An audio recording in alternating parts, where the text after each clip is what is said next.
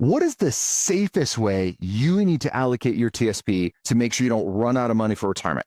If you've ever wondered about that, then stay tuned for this first federal fact check. Hi, I'm Micah Shalansky with Plan Your Federal Retirement. We have a wonderful question that came in from Andrew talking about your TSP, which I love your TSP. It is a phenomenal tool for building wealth, building that accumulation that you get to live on for retirement.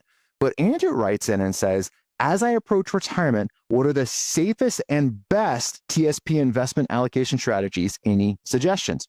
Now, I love this question for so many reasons. One, my compliance department, I'm sure doesn't love it because they're like, Micah, you can't answer that because you don't know Andrew's personal situation. And they're 100% right.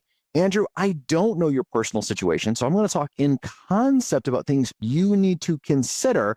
Individual recommendations, there's so many things that vary. Yes, I know there's only 5 investment funds in the TSP, not including that whole mutual fund window thing, the G, F, C, S, and I. Sure, there's an L fund which allocates between those 5, but it's still just 5 choices. Here's some things you need to consider. When you say the safest, depends on what we mean. There's no free lunch. Every choice you have has risk with it. Even the G fund has risk. Now, G fund is guaranteed, can't go down in value. It's going to pay an interest rate, right? That's phenomenal. What's the risk on the G fund?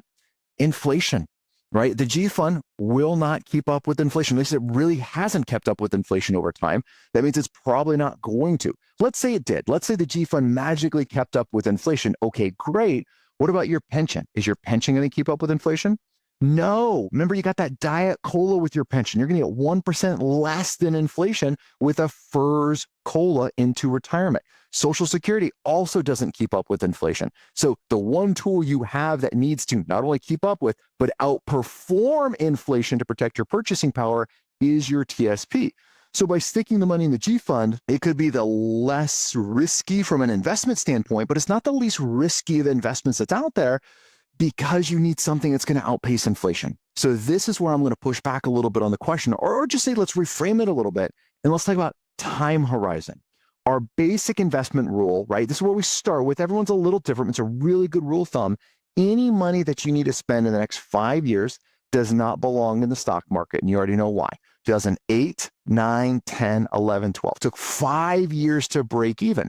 So when you're thinking about the retirement plan, that's what I need you to be thinking about. Number one, when are you going to access this money? Now, just because you're going to retire within the next 5 years, I'm not saying take all of your TSP and stick it in the G fund, not suggesting that, right? But I'm saying, what money are you going to spend? What money are we going to take out of the TSP in the next 5 years? Okay, maybe that should be in the G fund. So it's a safer from a volatility standpoint, right? So that money's going to be there so we can withdraw.